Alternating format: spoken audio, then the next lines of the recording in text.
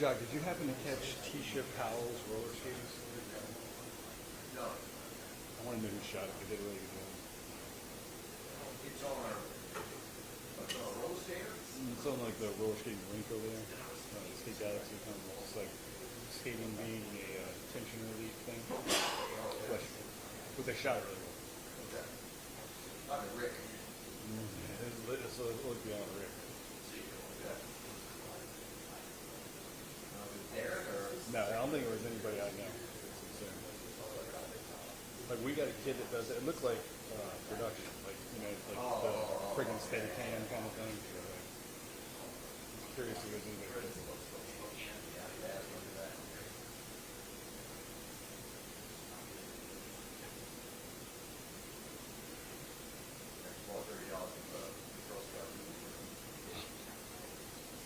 So you got 2 boxes. Yes. Five.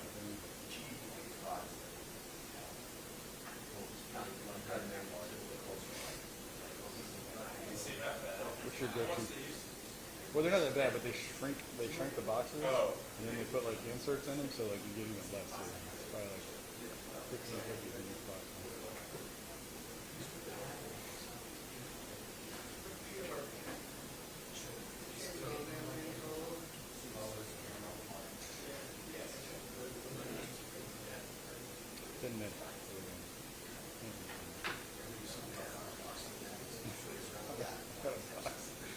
Like 3 years ago.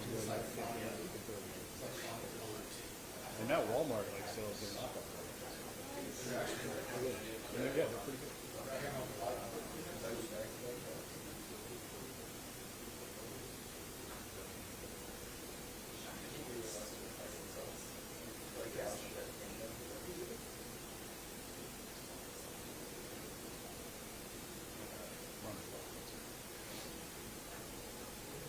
You high at 12:45.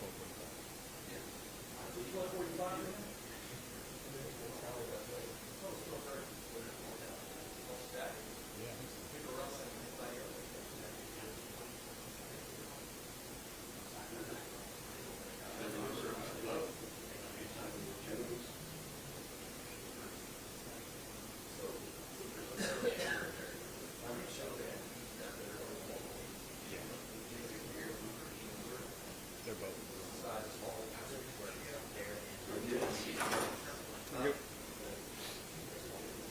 Afternoon.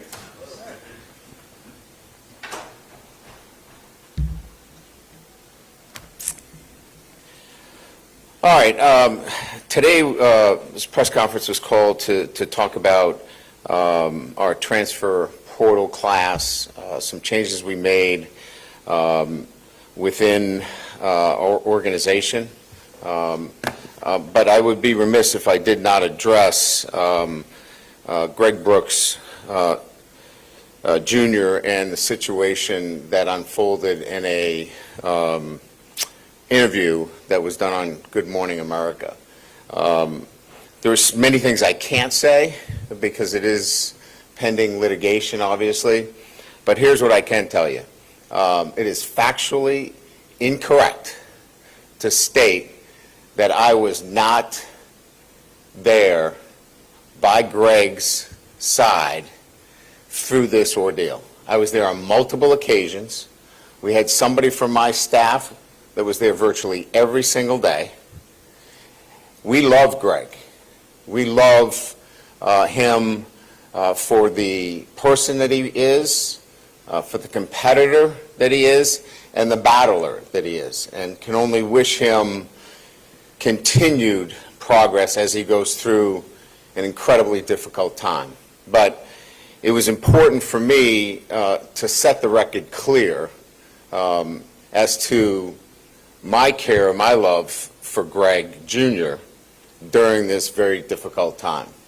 And again, I want to be clear that any player that is part of this program, I am going to be involved in making sure that they receive the best care, the best support, and I'm part of that.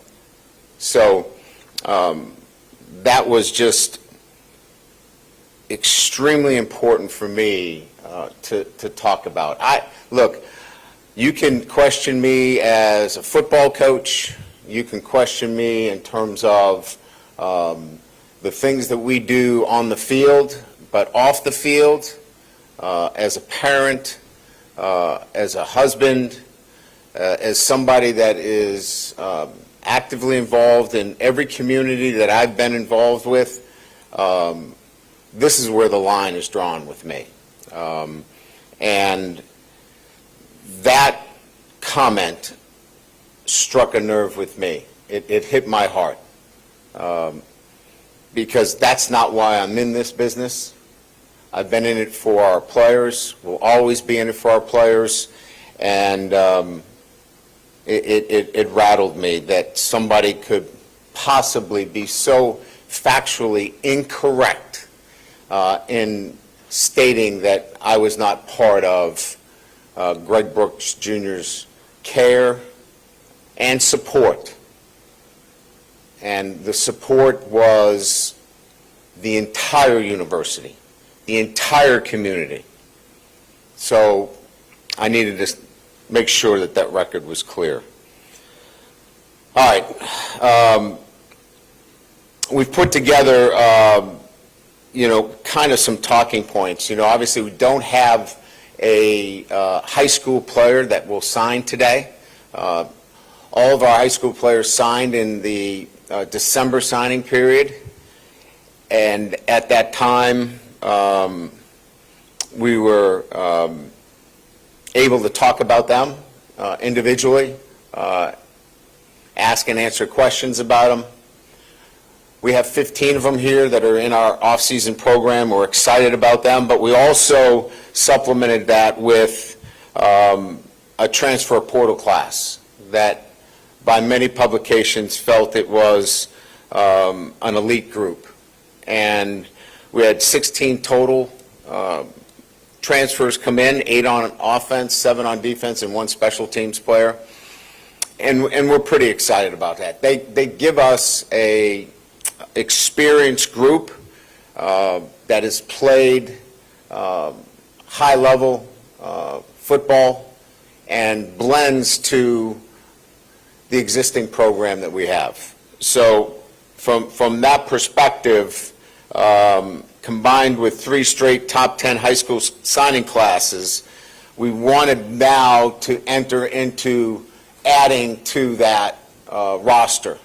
And I think we addressed it, and we believe that this group now is such that we can compete for a championship.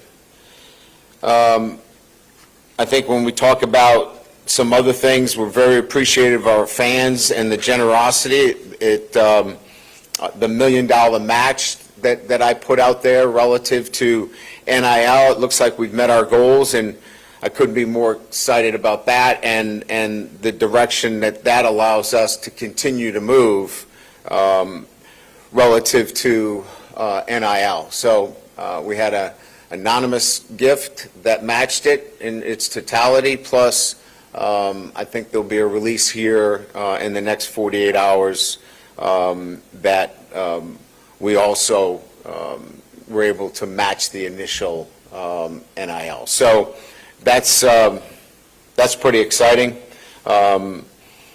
We shifted, as I mentioned, we shifted some duties around within our support staff. I'll be able to talk about a few of those, and I think it's suffice to say that we've got some change but some continuity, which I like the blending of both as it relates to our support staff. And then, finally, we take this group now and are excited about what spring ball looks like for us. So that's kind of the overall tenor. It's unfortunate that we had to lead in the manner that I did, but I thought, again, it was absolutely crucial to address when my integrity and character is being attacked. I need to respond. And again, if it was football related, if it was about play calling or selection of recruits, that's open for anyone. But when it comes to the care and the love for one of my former players, I needed to set the record straight. So with that, we'll open it up to questions. Brian, I was just curious, with RevShare coming on board eventually, were you asked to streamline any of your operations here? Or did that precipitate? No, Okay. no, and again, I think that's a natural question to ask, and that revenue sharing comes to us, assuming that the House NCAA decision, is finalized. But I know there are some programs around the country that have had to cut back, but that has not been the case here. Yeah, Coach, bringing in Alex Atkins as tight ends coach and then run game coordinator, can you maybe just explain the run game coordinator aspect of what he's going to be doing and how he's going to be working with Joe Sloan and Brad Davis to help with the run game? Yeah, so first of all, excited about Alex and his addition to our staff. He brings a great deal of experience as a coordinator, but more importantly, his depth and background in the run game. As an offensive line coach, he adds another perspective in that room with Brad. He will not be, stepping on Brad's toes. Brad's done an incredible job. This is really having somebody that will coach the tight ends and have a specific focus towards our run game and how it marries and matches to what I'm looking for within our overall offensive structure. So having somebody that is dedicated to that, having somebody that has his eye on it every day, I felt where we are today that was a great need, and to get somebody with his kind of experience in building run games in particular. So again, I just think the need, the timing, all of those things make it a great fit.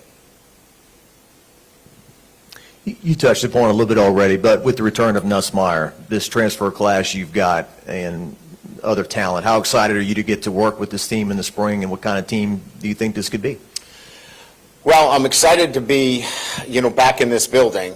Certainly the 2.5 weeks that the head coach gets on the road is a very small period of time, but one that's very intense, and so you're out of the building. So you don't really get a chance to spend time with, over 30 players that are coming back into the program. So I'm just excited to get a chance to be around our guys, continue to build the chemistry of the 2025 team.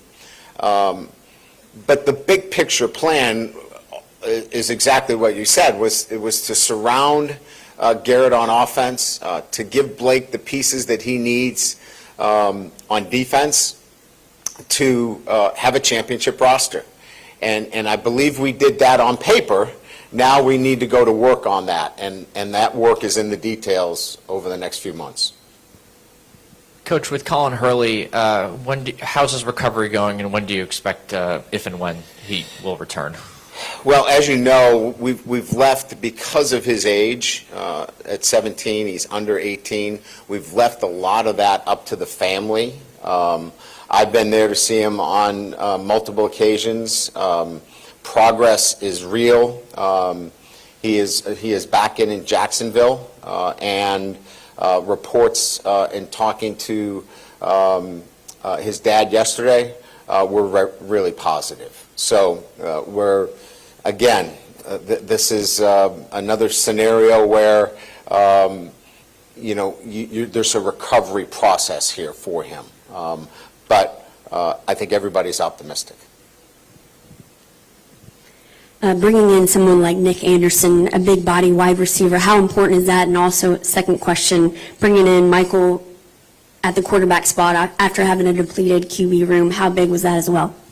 Well, all of these pieces were clearly part of the design in what we were trying to achieve in, getting Garrett some more weapons. And then securing the investments that we've made across the board, Obviously Colin puts us in a different situation.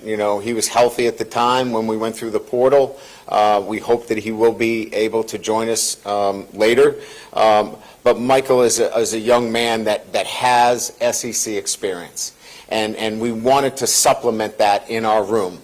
If you're going to go out and upgrade your roster in the manner that we did, continue to develop your football team, I think we all know that at some time, number 2 may have to be called upon. And if he does, we feel like we've got in Colin and certainly with Michael, we've got 2 guys that can go in and continue to compete for a championship.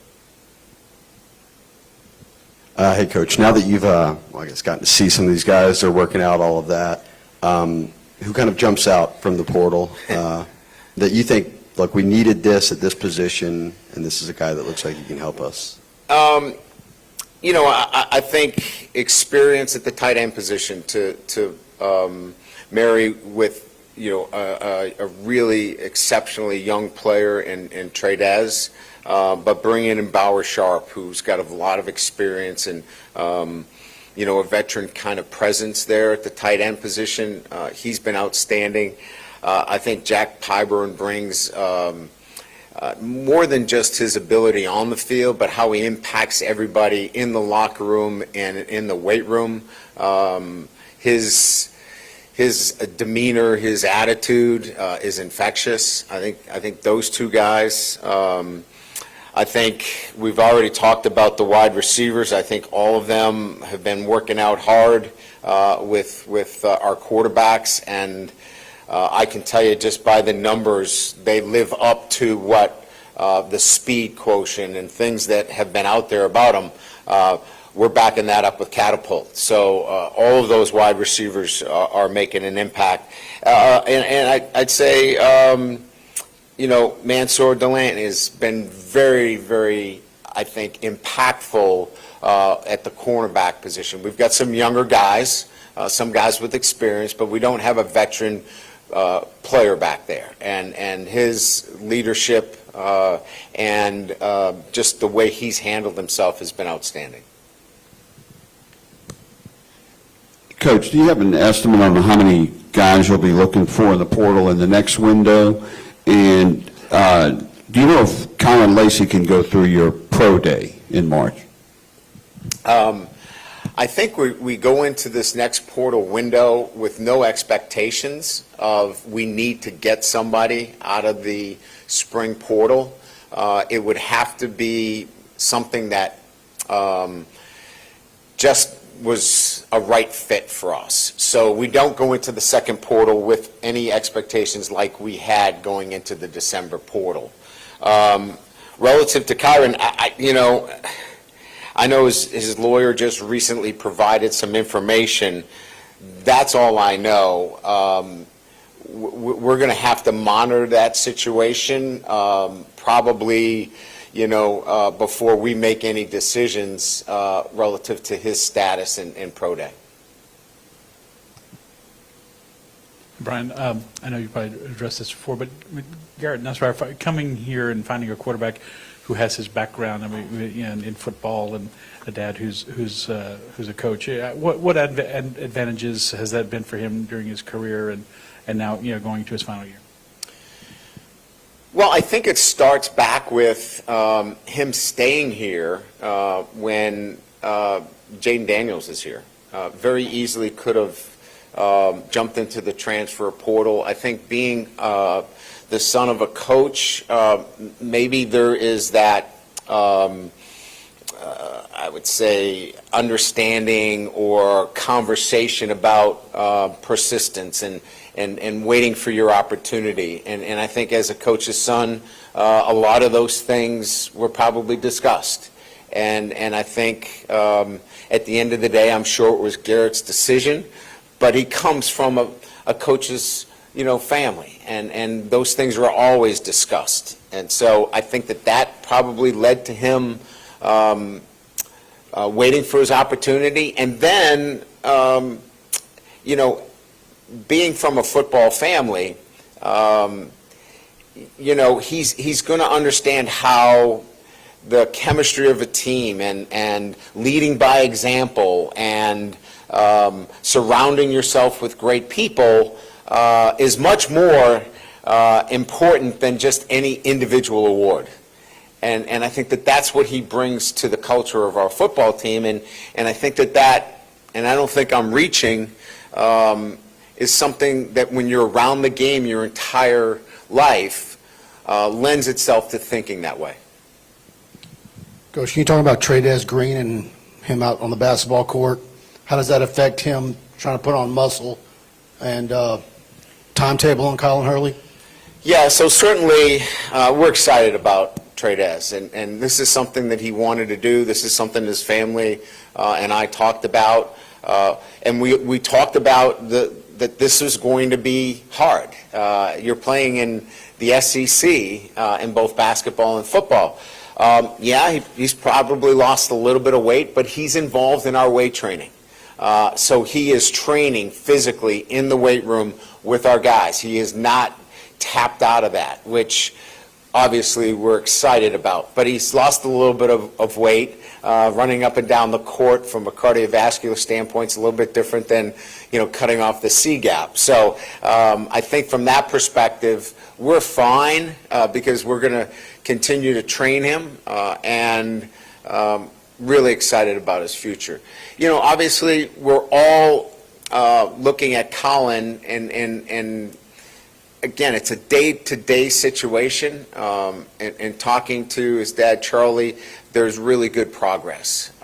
So I think we all come at from a similar perspective, is that we're hoping for the best, but don't have any certain timetable as to when he might be back. With all the staff changes that you guys have had, not just with Slade, obviously, but with Bob Diaco moving on and whatnot. So Yeah. what's the situation with the special teams and coaching and how that's going to be sort of filled out? Yeah, so I think, first of all, we've hired Aman Anad to be involved in our special teams. He was at Grambling. Really excited about him. We'll add another special teams coach to the mix there to just support that unit, those units in particular, and feel really good about that. We've added defensive analyst Noah Joseph, who's an experienced coach, both on and off the field, primarily worked with Blake at Missouri, so there's, obviously they're very familiar. He'll work in the back end of our defense. Tim Rattay, who many know probably from his time at Louisiana Tech, will work on the offensive side of the ball. We've hired another offensive assistant from Oregon, Antonio Parks. He'll work with the wide receivers. And we have a couple of others that are pending HR that I can't talk about today. But I think in total, we're talking about 8 positions, and we're excited about those that have moved on as well because they've been given great opportunities. Certainly Slade Nagel getting the chance to be a coordinator, and Bob Diaco getting a chance to work with Bill Belichick. I think I go across the board. Every one of the coaches, Coach Fitch now gets a coordinator's position at Charlotte. All of them got leadership positions or positions where it can enhance their career. So we're really excited about that. With what you're moving on along the offensive line, including Mason, how important is this spring for those guys to develop the continuity needed to, hit the fall running kind of thing? And what are you seeing in that group? Yeah, so, I think we can start with, in the portal, Braylon Moore and Josh Thompson will be two that will be part of that mix in the spring.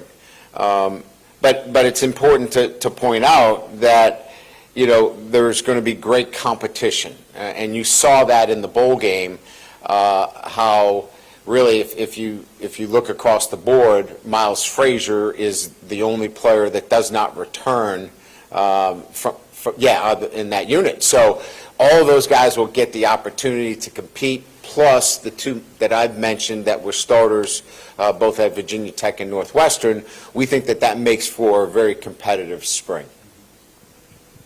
I know this time last year we heard just how beneficial this time period was for a freshman like Ahmad Bro to put on weight and add, strength to his body. I'm just curious, early reports from the strength and conditioning staff, if there's any freshmen that have stood out in that department this year and just kind of what that looks like.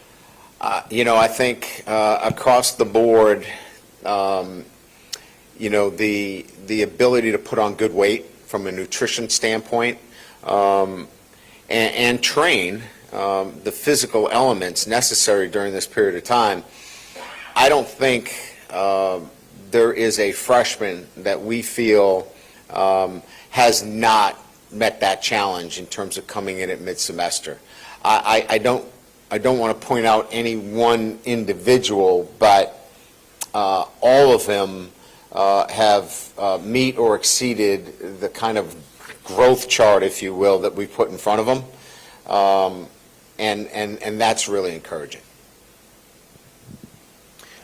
Just want to ask you, you picked up, I think, 3 local kids, the quarterback at U-High, Picarella, Chauvin, and Silas Hall, the deep snapper. When you add guys that grew up on this and love this and you add them to their program, I mean, what positive is that for you moving forward? Well, I think you just look at, the roster itself. We want to be able to pull our base. Our base starts in this greater Baton Rouge area and continues throughout the state of Louisiana. So, look, with the new settlement coming down, and assuming that it does, your roster is going to be tightened. The numbers are not out there yet, but I can tell you that if you're a walk-on in this program, you're looked at as a scholarship player because the numbers are going to be scrutinized when it comes to the sports. So all of those guys can play here at LSU, it can help our football team, and we want to continue to find those players in the state. I guess it was in December, you were pretty outspoken saying that y'all were going to be aggressive in the portal, and then you had one of the best portal classes. I'm just curious, your personal view of where LSU, your program sits with all the changes of college football, portal, NIL, maybe kind of where y'all are now versus where y'all were even 6 months ago, a year ago. Well, I think I would begin by, how do you use the portal, right? The portal is set up for,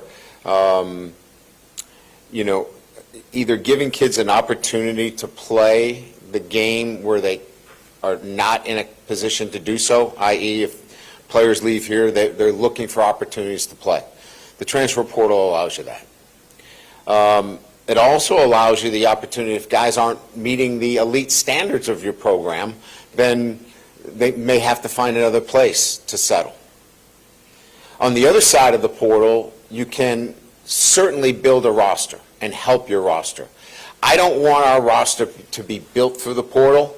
I would like it to be topped off. This year was a little bit heavier. We felt more across the board and evident 8 on offense, 7 on defense, and 1 special team, that we needed more depth and more experience across our roster to be a championship roster. So I believe that the portal has served us from that perspective in terms of additions and others that have left, that we strengthened our program. I think we've made incredible strides relative to NIL and the importance of how monies are raised and making sure that our fan base is educated about that. And I think I've been at the front of that with the $1 million match. And so I think all of those were in a much better place than we were, say, 8 months ago. Our roster, our staff, our focus on NIL, our ability to raise money for NIL have put us in a position where I know our program is now poised to to be a championship program. Coach, with Tamarcus Cooley, the safety from NC State, what did he sort of bring to the table that caught your guys' eye?